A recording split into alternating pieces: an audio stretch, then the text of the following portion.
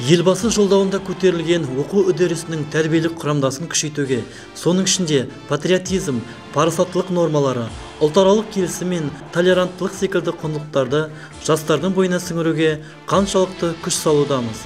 Жасөспірімдеріміз патриоттық ұғымды қалай түсінеді? Жалпы тәрбиеге көзқарас қандай? Жастардың пікірін білейік. Отанды сүй отбасынан басталады дейді, ел боламыз сен бесігімде дейді қазақ.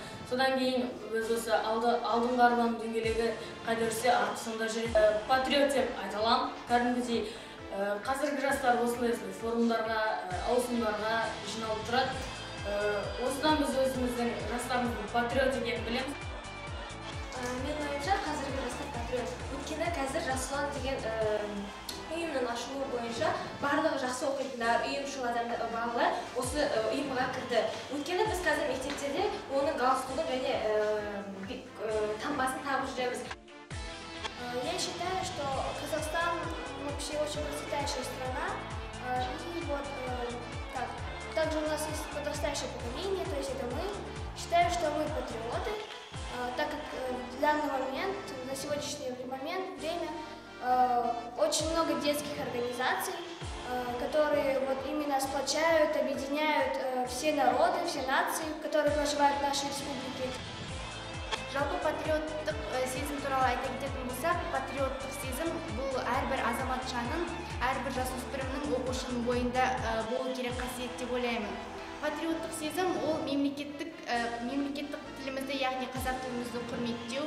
Сонымен қатар осы өзіміздің тілімізде сөйлеп қана қазақ тілінде сөйлеуіміз керек, сөйлеп қана қоймай, оны құрметтеп сыйлауымыз керек. Қай жаққа барсақ та, басқа мемлекеттерге барсақ та өзіміздің қазақ тілімізді, ана тілімізді ұмытпауымыз керек деп ойлаймын.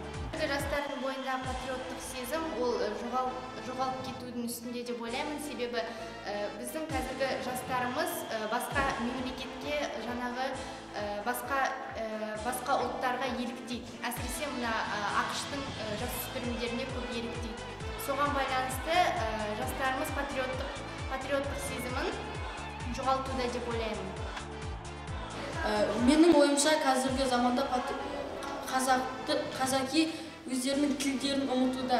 Бірақ оларды өздерінің сол қазақ тілін ұмытпау үшін осындай көптеген шараларды ұйымдастырып отыру керек. Бірақ ата-бабамыздан қалған мұраны қазіргі жастар бұзуда. Көбінесе наркомандар қазір толып кетуде. Бірақ оны жою үшін барлығының басын қосып, осындай шаралар ұйымдастырып отырған жақсы болады деп ойлаймын. Қазақстанның патриоттары қазір көп емес. Бірақ Қазақстанның патриоттарын мен өздерінің әскери борыштарын өтеп шыққан адамдарды мен патриот деп атай аламын. Уважаемые участники Августовской конференции, мы обращаемся к вам. Мы – это лидеры, это дети, это те, за кем будущее нашего Казахстана. Мы очень хотим, чтобы это будущее было светлым. Давайте все вместе, взрослые и дети, объединимся и будем не просто уважать друг друга, а помогать и находить те точки соприкосновения, которые помогут проявить лучшие качества нашего ребенка.